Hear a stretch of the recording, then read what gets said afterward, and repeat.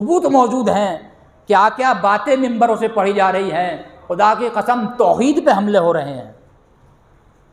एक साहब पढ़ रहे, वो आप देख लीजिएगा यूट्यूब पे है, राय मज़ाहिर, वो पढ़ रहे कि अली ने सलमान से पूछा कि तुमने खुदा को कैसे पहचाना।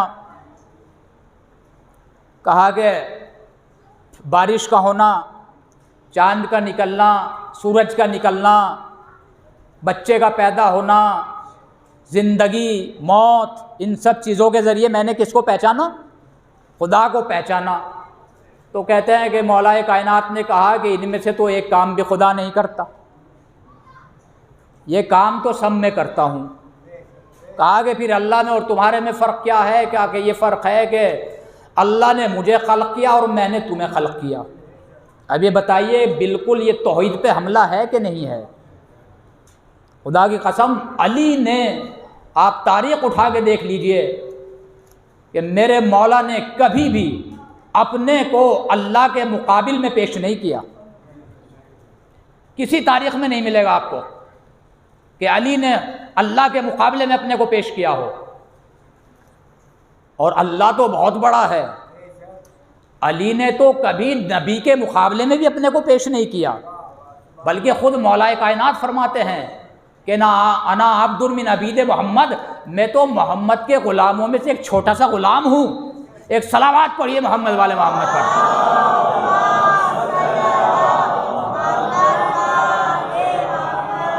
मेरे मौला फरमाते हैं, परवरदिगार मेरे फ़ख्र के लिए यही काफ़ी है कि मैं तेरा बंदा हूँ, और मेरी इज़्ज़त के लिए यही काफ़ी है कि तू मेरा रब है। कभी अली ने अपने को अल्लाह के मुकाबले में पेश नहीं किया। अज़ीज़ान गिरामी, समझिए मामला क्या है, दीन को समझिए, किसी के बहकाए में मत आइए। असल में खुदा क्या है? खुदा है कमाले मुतलक, खुदा है कमाले मुतलक और नूरे महज।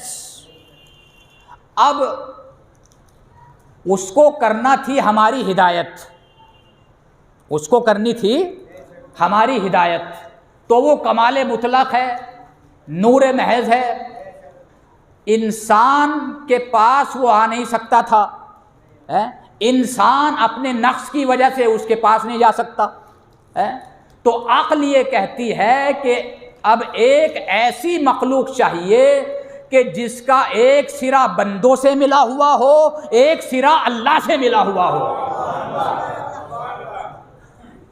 एक सिरा बंदों से मिला हुआ हो और एक सिरा अल्लाह से मिला हुआ हो, और इनके पास बशरियत भी हो और नूरानियत भी हो।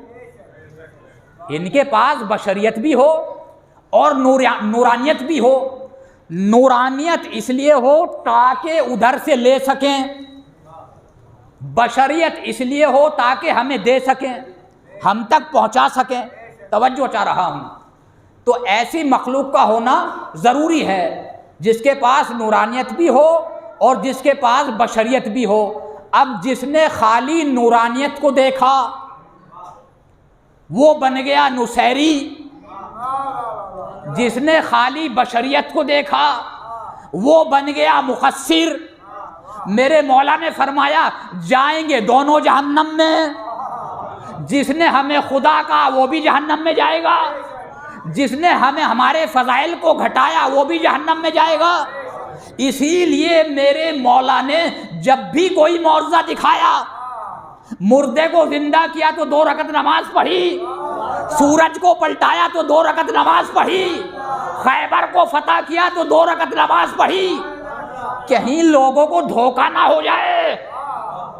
और 2 रकत नमाज पढ़ के बताया, देखो मैं खुदा नहीं, मैं उसका बंदा हूँ, बस मुझे देखते चले जाओ, उसकी अजमतों का अंदाजा करते चले जाओ। अरे जिसका बंदा ऐसा हो उसका परवरदिगार कैसा होगा। सलावात पढ़िए मोहम्मद वाले मोहम्मद पर।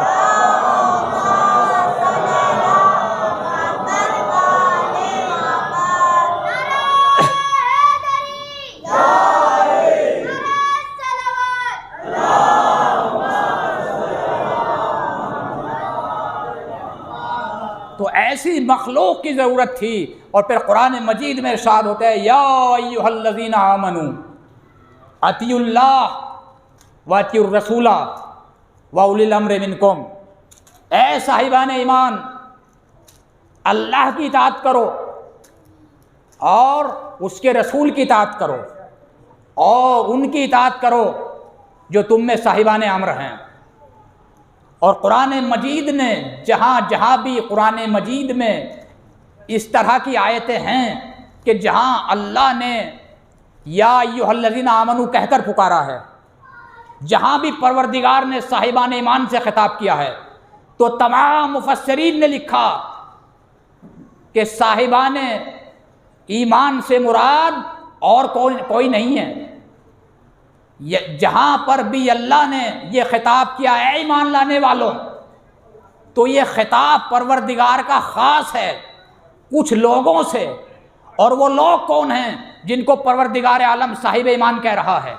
अज़ीज़ान गिरामी, अगर मैं आपको साहिबान ईमान कहूँ तो ज़रूरी नहीं है कि आप साहिबान ईमान हों।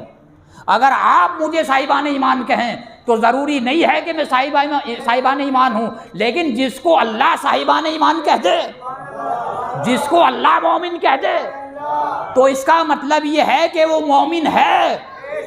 अब अल्लाह यहाँ पर बताना चाहता है कि खाली मोमिन होना काफ़ी नहीं है, बल्कि तुम्हारे लिए और चीज़ों की भी ज़रूरत है। तुम्हारे लिए मुत्तकी बनना भी ज़रूरी है, तुम्हारे लिए अमल करना भी ज़रूरी है, इसलिए कि तुम हो अली वाले। और जब तुम अली वाले हो, तवज्जो चाह रहा हूँ, तो तुम्हारा मकाम बहुत बुलंद है। और जब तुम्हारा मकाम बहुत बुलंद है तो तुम्हारी जिम्मेदारियां भी बहुत ज़्यादा हैं। लिहाजा खबरदार, जब अली वाले हो तो अली के लिए जीनत बनना, बाईस ऐब ना बनना। एक सलावत पढ़िए मोहम्मद वाले मोहम्मद पर।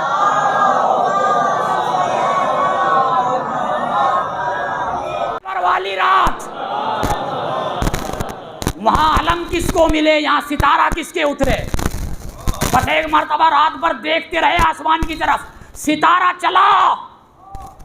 एक मर्तबा फातिमा ने कहा अल्लाहु अकबर, अल्लाहु अकबर, अल्लाहु अकबर। सितारे ने अली के घर पे सजदा कर दिया। फातिमा ने एक मर्तबा फातिमा ने कहा 33 मर्तबा अल्हम्दुलिल्लाह, अल्हम्दुलिल्लाह, अल्हम्दुलिल्लाह। सितारा अली के दरवाजे पर से चला।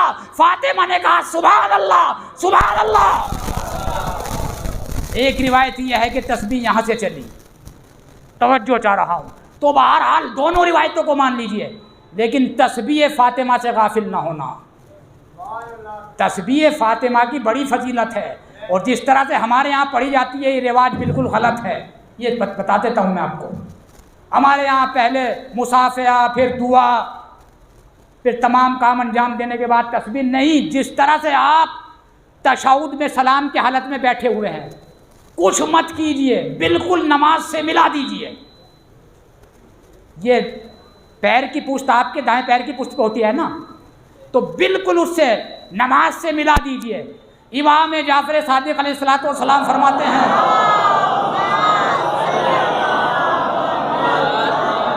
कि जब तुम तस्बीह से फारिग हो जाओगे तो अब ऐसे हो जाओगे जैसे अभी माँ के पेट से पैदा हुए हो।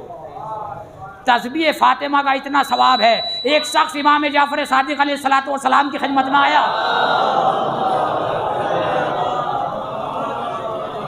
मौला मुझे सुनाई नहीं देता, कहा कि हमारी जद की तस्बीह पढ़ा करो। अब उसने तस्बीह पढ़ना शुरू की। एक हफ्ते के बाद आया, एक मर्तबा इमाम ने पूछा आप बताओ क्या हाल है? कहा मौला मुझे सुनाई दे रहा है। एक सलाम